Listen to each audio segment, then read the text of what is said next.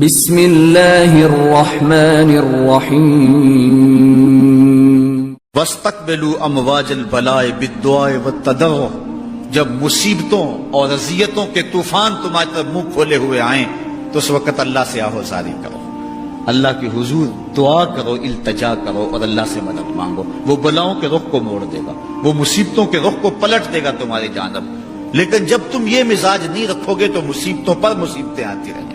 حضرت موسیٰ علیہ السلام کے پیٹ میں درد کا احساس ہوتا ہے تو کوہ طور پہ چلے گئے، کیسے جلیل القدر نبی تھے، اللہ سے ڈائریکٹ رابطے تھے، اور جا کے کہا مالک میرے پیٹ میں درد ہو رہا ہے۔ اللہ اکبر۔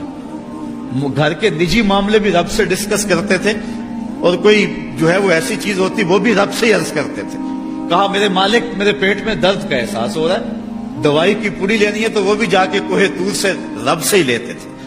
تو اللہ تعالیٰ فرمایا فلان جنگل میں چلے جاؤ، وہاں اس شکل کے پتوں کی ایک بوٹی ہے، اس کو توڑو نچوڑو، اس کا پانی پیو، تمہیں شفا مل جائے گی۔ حضرت موسیٰ علیہ السلام گئے اور جا کے بوٹی کو توڑا نچوڑا، پانی پیا، شفا ہو گئی۔ کچھ عرصہ بیتا، دوبارہ اسی طرح کا درد جاگا۔ اب نسخہ تو ذہن میں تھا، کوہ طور پہ نہ گئے، اس جنگل میں چلے گئے اور جا کے بوٹی کو توڑا، اس کے پتے نچوڑے، پانی نکالا، پیا، لیکن درد اور زیادہ بڑھ جاتا۔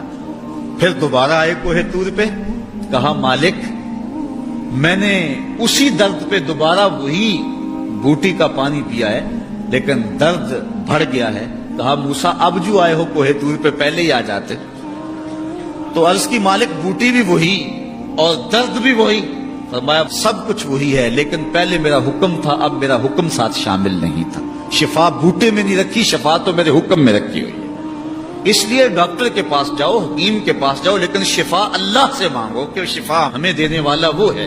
وہ ایک وسیلہ ہے، ایک ظاہری طریقہ ہے۔ حضور علیہ الصلوۃ والسلام اللہ اکبر کیا خوبصورت ارشاد فرما رہے، حسنوا اموالکم بالزکات، اپنے اموال کو زکات سے پاک کرو، وداووا مرضاکم بالصدقہ، اور اپنے مریضوں کا علاج صدقے سے کرو۔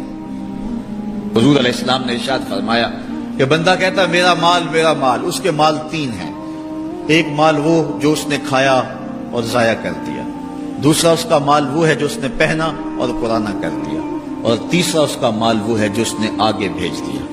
فرمایا باقی اس کے وارثوں کا ہے، اس کا نہیں ہے۔ اس لیے ہم راہ خدا میں خرچ کرنے کا مزاج بنائیں، اس سے مال گھٹتا نہیں ہے، اس سے مال بڑھتا ہے۔ بلکہ جب راہ خدا کے اندر ہم خرچ کرتے ہیں تو ہمارا جو دوسرا مال ہے وہ بھی پاک ہو جاتا ہے۔ اللہ کے محبوب کا ایک فرمان سنیے جس کو حضرت حسن بصری رضی اللہ تعالیٰ عنہ بیان کرتے ہیں، حسنوا اموالکم بالزکات وداووا مرضاکم بالصدقہ واستقبلوا امواج البلاء بالدعاء والتضرع۔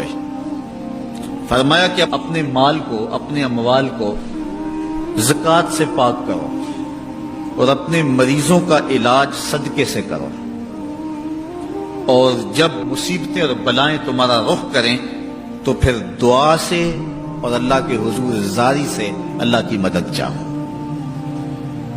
آج ہم صدقے کا مزاج بہت کم کر چکے ہیں۔ اسی زمانے میں ایسا ہوتا تھا کہ جب کوئی بیمار ہوتا تھا تو سب سے پہلا کام لوگ یہ کرتے تھے کہ صدقہ دیا کرتے تھے، ڈاکٹر کے پاس پھر جایا کرتے تھے، حکیم کے پاس پھر جایا کرتے تھے، سب سے پہلے اس کی جان کا صدقہ دیا کرتے تھے۔ صدقہ قضا کو بدل دیتا ہے، تقدیر کو بدل دیتا ہے۔ صدقہ سے اپنے مریضوں کا علاج کرو۔ اصل ڈاکٹر کے پاس جانا، علاج کروانا سنت ہے، اس کی ممانعت نہیں ہے، لیکن یہ بات ہمیشہ ذہن میں رکھیے گا کہ ڈاکٹر کے پاس دوا ہے، شفا نہیں ہے۔